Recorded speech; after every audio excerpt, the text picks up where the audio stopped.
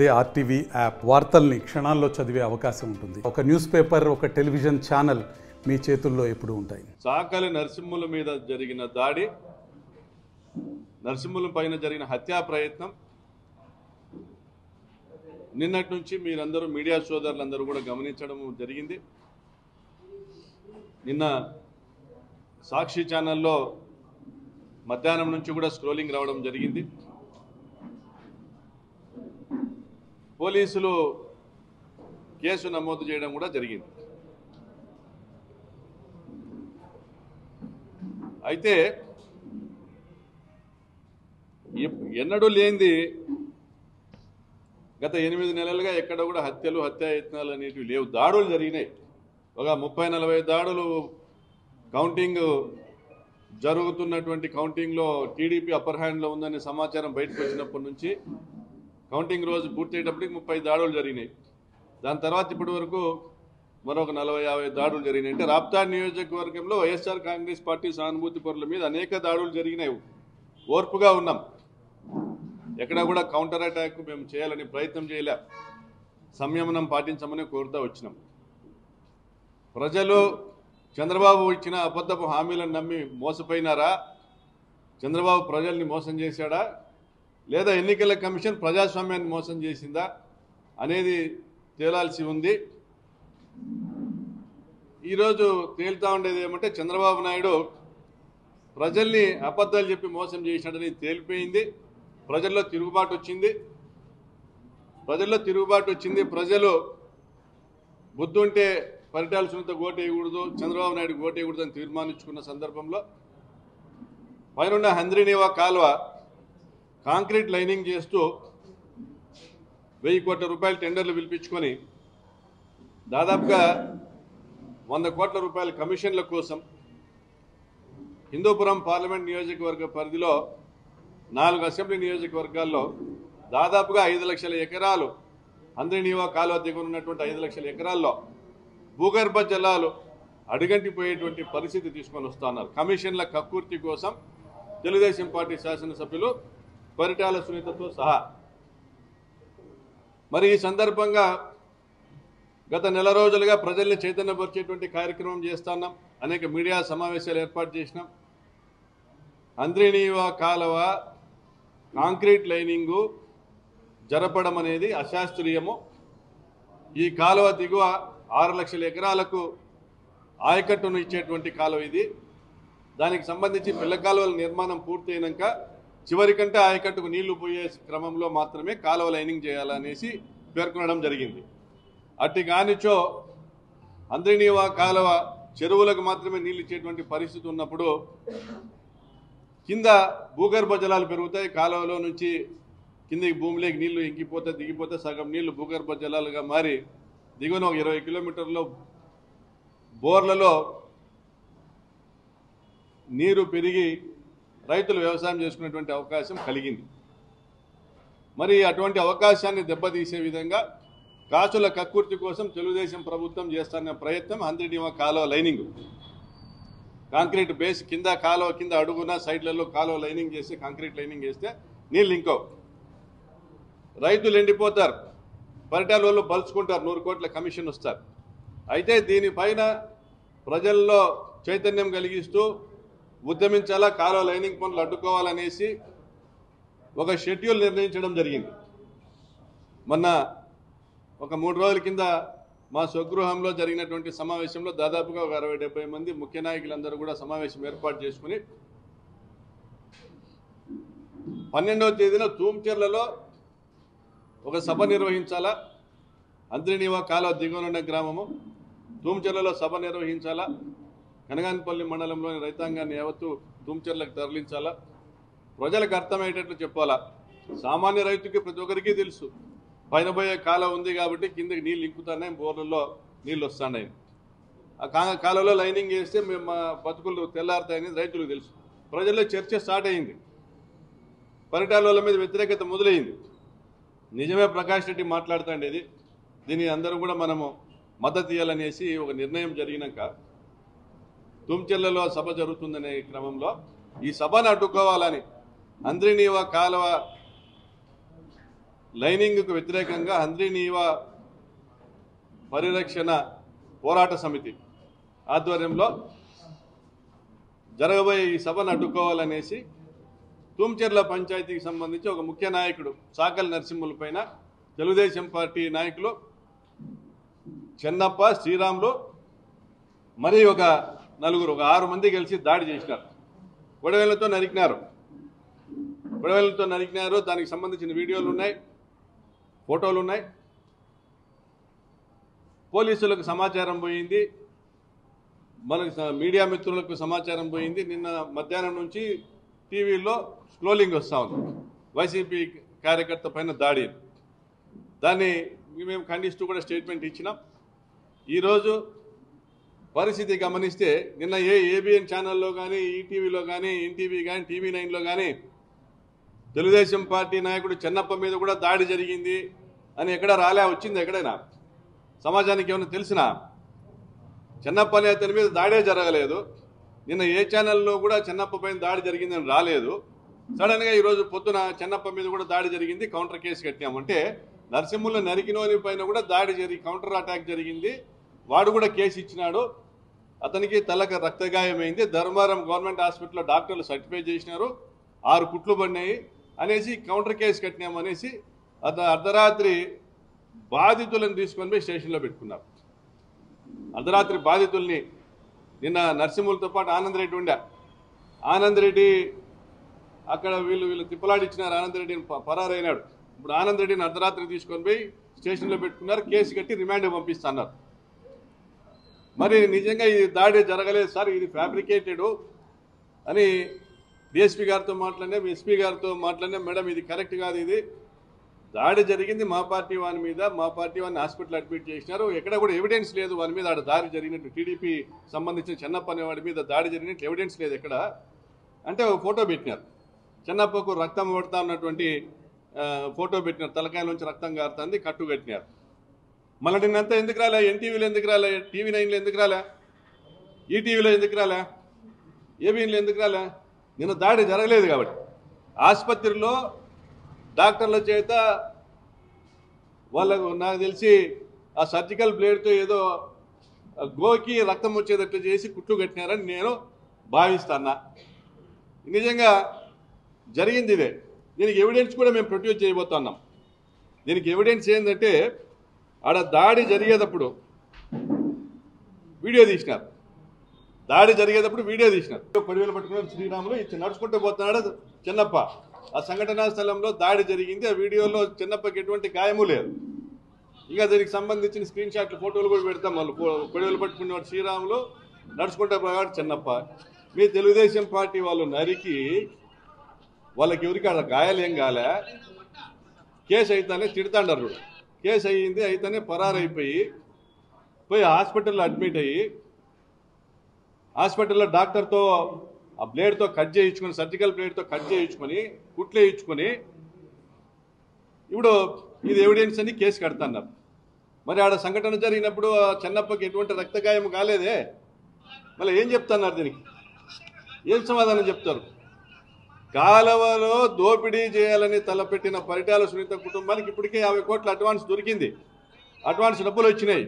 ఈ కాలువ నిర్మాణం అడ్డుకుంటామని మేము రైతులందరినీ కూడా చైతన్యపరిచేటువంటి కార్యక్రమం చేస్తున్నాం. కాలువ నిర్మాణం అడ్డుకుంటే వాళ్ళకి రావాల్సినటువంటి 100 కోట్ల కమిషన్ పోతుందనే ఉద్దేశంతో భయభ్రాంతులకు గురి చేయాలనేసి, ఈ సభలు జరగకూడదనేసి ఈ దాడి చేయించి మళ్ళీ ప్రతి దాడి జరిగిందనేసి, దాడి వెనకాల పరిటాల శ్రీరామ్ ఉన్నాడు, ఈ దాడి వెనకాల పరిటాల సునీత ఉంది, దాడి వెనకాల పరిటాల శ్రీరామ్ ఉన్నాడు. మళ్ళీ ఇతన్ని హాస్పిటల్ అడ్మిట్ చేయించి ఆ డాక్టర్ కూడా సమాధానం చెప్పాలి. గవర్నమెంట్ డాక్టర్, ధర్మవరం హాస్పిటల్లో గవర్నమెంట్ డాక్టర్ ఒక తప్పుడు రిపోర్ట్ ఇచ్చినందుకు హత్యాయత్నం కేసులో నిందితునికి సర్జికల్ బ్లేడ్తో కట్ చేసి కుట్లేసి ఒక తప్పుడు సాక్ష్యాన్ని ఫ్యాబ్రికేట్ చేసినందుకు ఆ డాక్టర్ సమాధానం చెప్పాలా? మరి వాళ్ళని ఇన్ఫ్లుయెన్స్ చేసినటువంటి ఆ డాక్టర్ రిపోర్ట్ ఇస్తానే కేసు కట్టిన ఎస్ఐ, పోలీస్ డిపార్ట్మెంటు వీళ్ళందరినీ ఇన్ఫ్లుయెన్స్ చేసినటువంటి ఆ డాక్టర్ని ఇన్ఫ్లుయెన్స్ చేసి, పోలీస్ డిపార్ట్మెంట్ ఇన్ఫ్లుయెన్స్ చేసి దాడి చేసిన నిందితులకు రక్షణ కల్పించేదానికి మళ్ళీ వాళ్ళతో కౌంటర్ కేసు కట్టించేటువంటి పరిస్థితి అధికార యంత్రాంగాన్ని దుర్వినియోగం చేసిన పరిటాల సునీత సమాధానం చెప్పాలా, దీని వెనుక ఉన్నటువంటి ప్రభుత్వం సమాధానం చెప్పాలా? ప్రభుత్వం చేస్తున్న దోపిడీకి అండగా పరిటాల సునీత, పోలీసులు, డాక్టర్లు ప్రభుత్వం చేస్తున్న దోపిడీని ప్రశ్నిస్తానందుకు మా వైసీపీ కార్యకర్తలపై దాడులా? ఇంత క్లియర్ ఎవిడెన్స్ మేము ఎస్టాబ్లిష్ చేస్తున్నాం. ఈరోజు మీడియా మాట్లాడాలా, వామపక్షాలు మాట్లాడాలా? మీరు దాడి చేసి భయభ్రాంతులు సృష్టించి మళ్ళీ ప్రతి దాడి జరిగిందనేసి ఒక అబద్ధపు కేసు సృష్టించి దానికి ఫ్యాబ్రికేటెడ్ ఎవిడెన్స్ సృష్టించి ఇక్కడ లా అండ్ ఆర్డర్ ప్రాబ్లం ఉంది, మేము పర్మిషన్ లేలేమో, మీరు సభలు జరపడానికి వీల్లేదని ప్రజల గొంతు నొక్కేటువంటి ప్రయత్నం కాదా అని ప్రభుత్వాన్ని ప్రశ్నిస్తున్నా. డీజీపీ గారిని ప్రశ్నిస్తున్నా. డీజీపీ గారు, ఇక్కడ ఏం జరుగుతుందో మీరు గమనించండి. మీరు అనుమతించకపోతే మేము హైకోర్టుకు పోవచ్చు, కోర్టు ద్వారా అనుమతి తెచ్చుకోవచ్చు. కానీ ఇదేంది? ఇది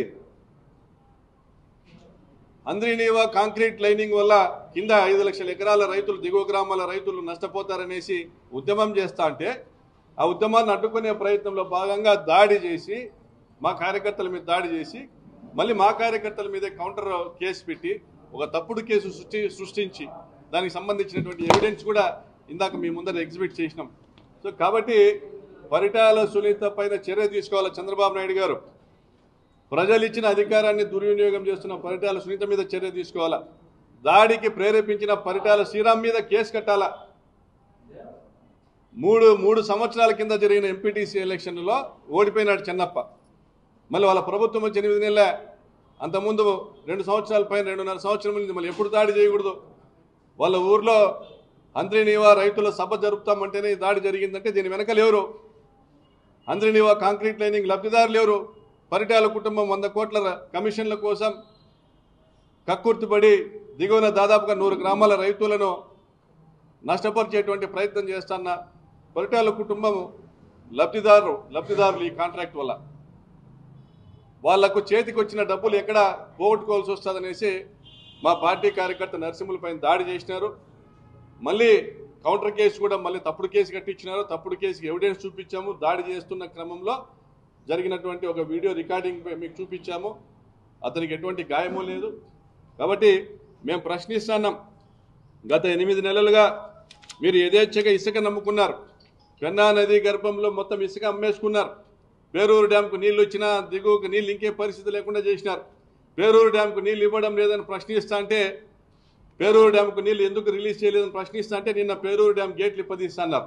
మరి 8 నెలల్లో గాడిద పళ్ళు దొమ్ముతున్నారా, నిద్రపోతున్నారా, లేదా మీరు దోపిడీ చేసిన సొమ్మును ఎంచుకునే క్రమంలో బిజీగా ఉన్నారా? మరి మట్టి అమ్ముకున్నారు. ఆలమూరు కొండ మొత్తం కూడా గుండు కొట్టినారు. ఒక ట్రాక్టర్ మట్టి పోనీలా పైన 5 ఏళ్ళు ఆలమూరు కుట్టలో. పక్కన కామారిపల్లిలో 7,000 ఇండ్లు కట్టాలా, కామారిపల్లికి మట్టి కావాలని ఎవరిని కూడా రానిలే. మరి ఈరోజు మీరు ఆ మట్టి దోపిడీ చేసుకుంటున్నారు. అనంతపురం పట్టణం చుట్టూ ఉన్నటువంటి క్వారీల నుంచి మట్టి దోపిడీ చేసుకుంటున్నారు. ఇసుక అమ్ముకుంటున్నారు.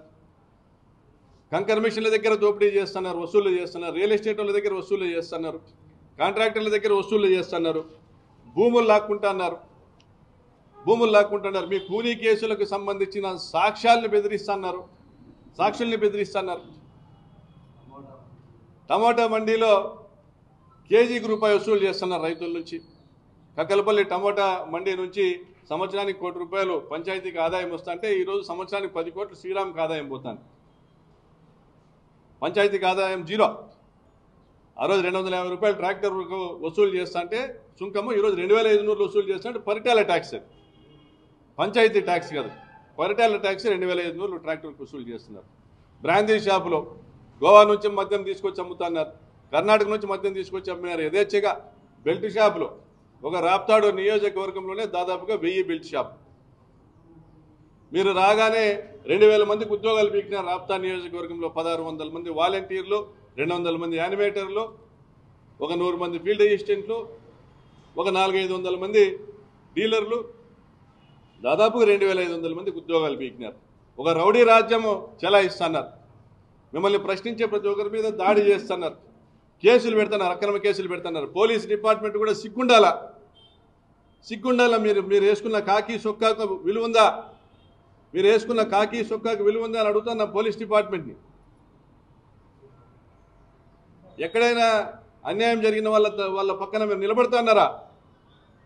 బాధితుల పక్షాన్ని నిలబడుతున్నారా పోలీస్ డిపార్ట్మెంట్? పైనుంచి ప్రెషర్స్ రామగిరి, కనగానపల్లి, చెన్నై కొత్తపల్లి, ఇటికెలపల్లి, ఆత్మకూరు, రాప్తాడు, ఏ స్టేషన్ ఏది కూడా మినహాయింపు లేదు. ఏది కూడా మినహాయింపు లేదు. చట్టము అధికార పార్టీ చుట్టం అయితే ప్రజలు తిరగబడతారు. ఈ కాకి సొక్కాలు రేపొద్దున మళ్ళీ మా ప్రభుత్వం వస్తుంది. ఈ కాకి చొక్కాలు వేసుకున్నటువంటి అధికారులకు చెప్తాన్నా, ఆత్మగౌరవంతో పనిచేయండి. ఆ కాకికి విలువ ఉండేలా పనిచేయండి. పోలీసులు అంటే ప్రజా రక్షకులని ప్రజలు భావిస్తూ ఉన్నారు.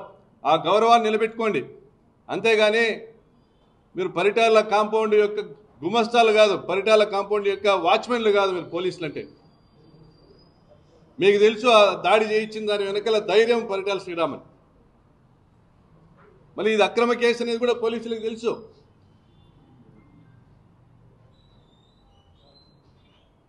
మరి పట్టపొగులే స్ప్రింక్లర్లు ఎత్తకపోతున్నారు, పట్టపొగులే బోర్లు కట్ చేసి బోర్ బావుల్లోకి వేస్తూ ఉన్నారు, పట్టపొగులే దొంగతనాలు చేస్తున్నారు. జగనన్న కాలనీ లేఅవుట్లో పట్టపొగులే దొంగతనాలు చేస్తున్నారు, కోట్ల రూపాయల వస్తువులు. ప్రశ్నించిన వాళ్ళపైన దాడులు చేస్తున్నారు. మరి ఇంత రౌడీ రాజ్యం జరుగుతూ ఉండి మీరు ఉద్యోగాలు చేస్తా దాన్ని ప్రశ్నించకపోవడం, అరికట్టే ప్రయత్నం చేయకపోవడం ఎంతవరకు కరెక్ట్ అంటా అన్నా.